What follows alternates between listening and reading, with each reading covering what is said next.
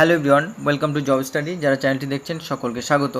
বর্তমানে যারা central government ও state গভর্নমেন্টের বিভিন্ন পরীক্ষার জন্য প্রিপারেশান নিচ্ছেন তাদের জন্য এই অনারের ক্লাসটি ভেরি ইম্পর্ট্যান্ট। কারণ এখানে যে সমস্ত অনারগুলি রাখা হয়েছে এগুলো বিগত রাজ্য সরকারের বিভিন্ন পরীক্ষায় এসেছে। তো আশা করি সকলের ক্ষেত্রেই এই ক্লাসটি খুবই উপকারী হবে এবং যারা ইংলিশে দক্ষ হতে চান তাদের ক্ষেত্রেও এই ক্লাসটি সমানভাবে উপকারী। তো চলুন দেরি না করে ক্লাসটি শুরু করা যাক। প্রথমে আছে রেজিসাইড। রেজিসাইড কথার অর্থ কী? তো এখানে আমরা পরপর কতগুলি মার্ডার দেখতে পাচ্ছি, সেই মার্ডারগুলি কী সেগুলি একটু জানতে হবে। প্রথমত এখানে আছে যে murder of father. Murder of father বলা হয় প্যাট্রিসাইড। মার্ডার অফ ব্রাদার বলা হয় ফ্র্যাট্রিসাইড এবং মার্ডার অফ কিং বলা হয় রেজিসাইড এবং মার্ডার অফ সিস্টার বলা হয় সরোরিসাইড। সুতরাং এই ধরনের মার্ডার রিলেটেড যে সমস্ত অনার সেগুলো খুবই ইম্পর্ট্যান্ট এবং পরীক্ষায় আসে।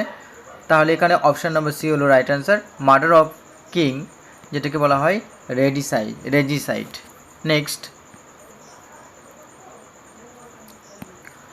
নেক্সট রয়েছে অরাল মিনস। অরাল বলতে কি বোঝায় বা অরাল কিসের সাথে রিলেটেড? তো এখানে অপশান নাম্বার এ হবে রাইট অ্যান্সার, রিলেটিং টু ইয়ার, অর্থাৎ সেন্স অফ হিয়ারিং। তাহলে সেন্স অফ হিয়ারিংয়ের সাথে রিলেটেড হলো অরাল। তাহলে এখানে অপশান নাম্বার এ হলো রাইট অ্যান্সার। নেক্সট,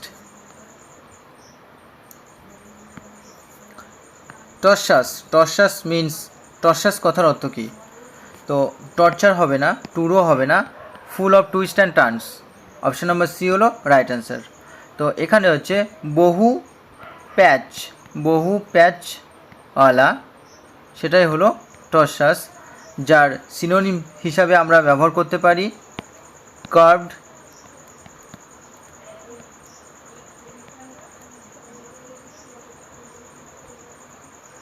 ক্রুকড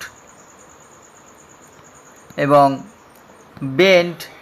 এগুলি হলো টর্চাসের সিনোনিম। তো অপশান নাম্বার সি হলো এখানে right answer. Next, astronomy means the study of. Astronomy means এখানে কী বোঝানো হয়েছে বা কী বিষয় পড়ানো বা কোন বিদ্যাকে বলা হয় অ্যাস্ট্রোনমি? তো এখানে মুনস আছে, স্টার্স আছে, স্কাই আছে এবং সান আছে। তো অ্যাস্ট্রোনমি হলো জ্যোতির্বিদ্যা, অর্থাৎ কি objects that are seen with naked eyes in the sky, অর্থাৎ খালি চোখে আমরা আকাশে যেগুলো দেখতে পাই, অর্থাৎ moon, stars, the sky, the sun, এই সমস্ত কিছুই কিন্তু আমরা আকাশে খালি চোখে দেখতে পাই। তো এই সমস্ত যে পড়াশোনা সেটাকে আমরা বলি অ্যাস্ট্রোনমি বা জ্যোতির্বিদ্যা। তাহলে এখানে all of this. Next, a manicurist takes care of. Manicurist কিসের যত্ন নেন? তো ম্যানিকিউরিস্ট হচ্ছে নেলস বা নখের যত্ন নেন, অর্থাৎ নেলস রিলেটেড যে সমস্ত সমস্যা রয়েছে বা প্রবলেম রয়েছে সেগুলো কিন্তু সলভ করেন ম্যানিকিউরিস্ট। নেক্সট, ল্যাক্রিমস কথার অর্থ কী? তো ল্যাক্রিমস এ কাইন্ড অফ নেচার, অর্থাৎ এক ধরনের বৈশিষ্ট্য বলা যায় বা চারিত্রিক বৈশিষ্ট্য। তো এটা হচ্ছে prone to tear. Option number C হলো right answer, prone to tear হচ্ছে যারা কি বলা যায় কান্নাপূর্ণ বা শোকপূর্ণ বলা চলে, অর্থাৎ কান্নাপ্রবণ যারা অল্পতেই কান্নাপ্রবণ হয়ে ওঠে তাদেরকে বলা হয় ল্যাক্রিমস নেচারের। তো এখানে অপশান নাম্বার সি হলো রাইট অ্যান্সার। নেক্সট, এ গারমেট লাভস। গারমেট বলতে এখানে কি বোঝায়? গারমেট হচ্ছে যারা খেতে ভালোবাসে বা সোজা বাংলায় বলতে গেলে খাইয়ে। তাহলে এখানে কী হবে, a person who loves to eat, অর্থাৎ যেই ব্যক্তি খেতে ভালোবাসে। তো অপশান নাম্বার সি হলো right answer. Next, a pugilist is, pugilist কাকে বলা হয়? পুজিলিস্ট হলো বক্সার। অপশান নাম্বার এ হলো রাইট অ্যান্সার। তো এখানে সুইমারও হবে না, অ্যাথলিটও হবে না, ওয়েট লিফটারও হবে না। Next,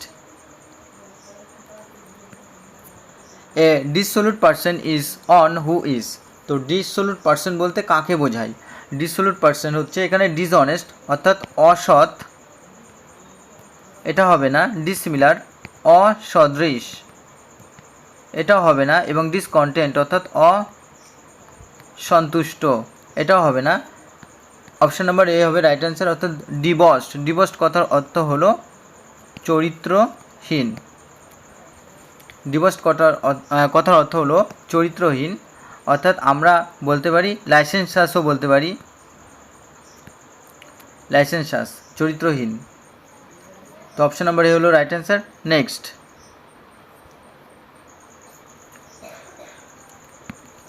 a female administrator will be called an.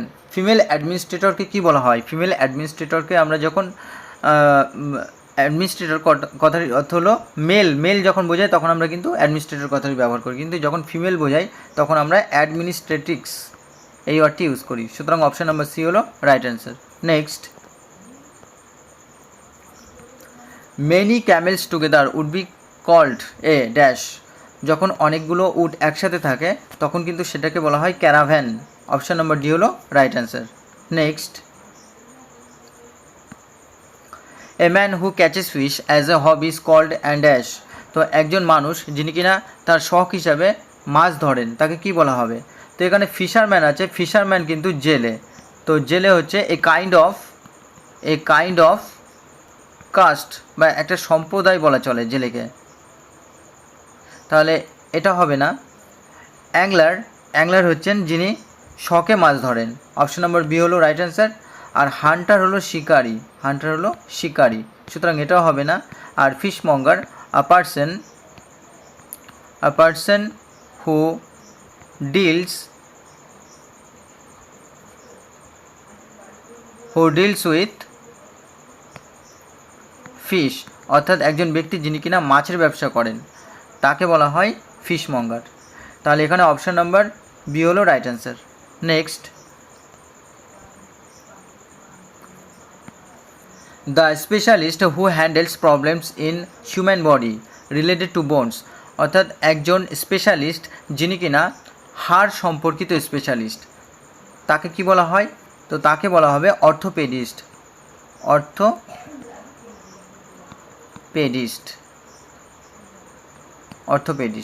সুতরাং এখানে একটু ভুল আছে, অর্থোপেডিস্ট হবে। Next, a man with an irrationally fixed idea, একজন ব্যক্তি যিনি কিনা যুক্তিহীনভাবে তার আইডিয়ার প্রতি বা তার ধারণার প্রতি লেগে থাকেন, তাহলে সেই ধরনের ব্যক্তিকে কী বলা হবে? এখানে আছে প্রথমত আমরা দেখতে পাবো এখানে ইকসেন্ট্রিক অর্থাৎ খাপছাড়া। আর ম্যানিয়াক হচ্ছে একজন ব্যক্তি যিনি কিনা ক্ষিপ্ত ব্যক্তি। আর ম্যানিকিন হচ্ছে বামন বা ডোয়ার্ফ। আর ফোবিক হচ্ছে একজন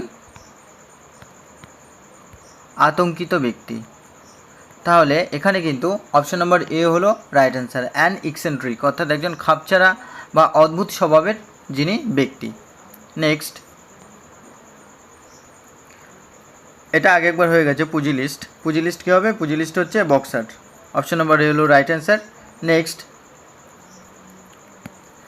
a man in charge of farming and nurturing animals, যিনি কিনা ফার্মিং ও পশুপালনের সাথে রিলেটেড যে ব্যক্তি তাকে কি বলা হবে? তাকে অবশ্যই ফার্মার বলা হবে, কৃষক। Next, a manicurist takes place, তো ম্যানিকিউরিস্ট টেক্স প্লেস কী হবে? এটা অপশন নাম্বার সি হবে রাইট অ্যান্সার, নেলস। নেক্সট, এ 14 লাইন পোয়েম, 14 লাইনের যে কবিতা, 14 লাইনের কবিতা তাকে কি বলা হয়? 14 লাইনের কবিতাকে বলা হয় সনেট। অপশন নাম্বার এ হলো রাইট অ্যান্সার। তো একই সাথে এপিলগ কথার অর্থ কি? এপিলগ কথার অর্থ হলো উপসংহার, অর্থাৎ কোনো প্লে, নাটক বা কোনো রাইটিংয়ের শেষে আমরা যেটা লিখি, অর্থাৎ যার থেকে আমরা কিছু বুঝতে পারি বা সংক্ষেপে আমরা যেটাকে বলি সেটাই হলো উপসংহার। Next, on who hates mankind, একজন ব্যক্তি যিনি কিনা মানব জাতিকে ঘৃণা করেন।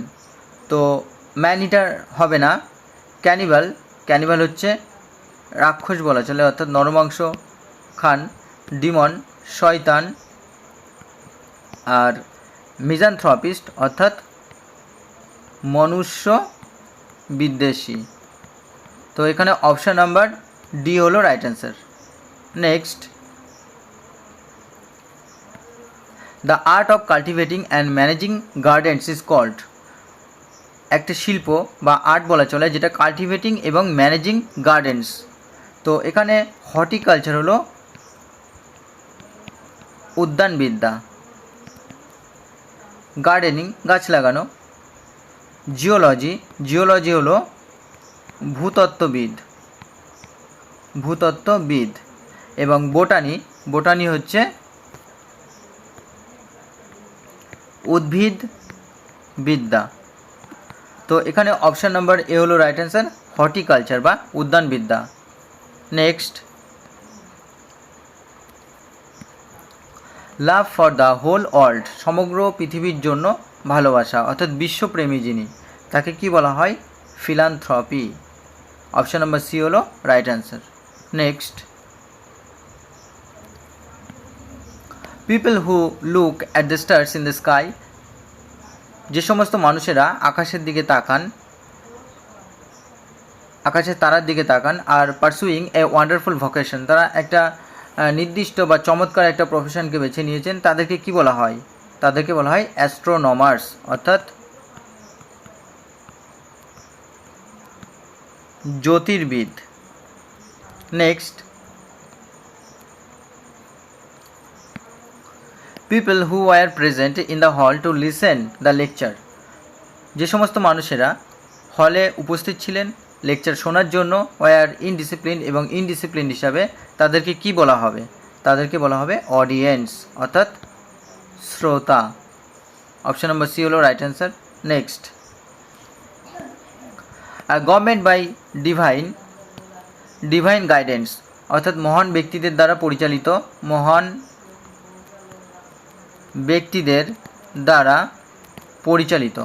ব্যক্তিদের দ্বারা পরিচালিত যে গভর্নমেন্ট, সেটাকে কি বলা হয়? সেটাকে বলা হবে theocracy.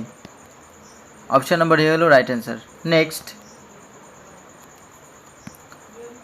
Disease affecting many persons at the same time and place, তাহলে একটা ডিজিজ যেটা কিনা বিভিন্ন মানুষদেরকে অ্যাফেক্ট করে বা তাদেরকে ক্ষতি করে একই সময়ে এবং একই জায়গায় একসাথে অনেককে, তাহলে সেটাকে কি বলা হয়?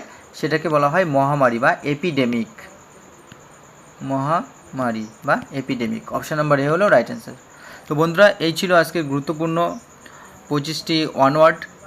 এরপরে পার্ট 3, পার্ট 4 সব পরপর আসবে। আশা করি তোমাদের ক্লাসটি ভালো লেগেছে, এবং যারা ক্লাসটিতে প্রথম দেখছেন ক্লাসটিতে, অবশ্যই তারা লাইক, কমেন্ট, শেয়ার করো এবং বন্ধুদের মধ্যে বেশি বেশি করে শেয়ার করো, যাতে আরও নতুন নতুন ভিডিও দেওয়ার জন্য অনুপ্রেরণা পাই।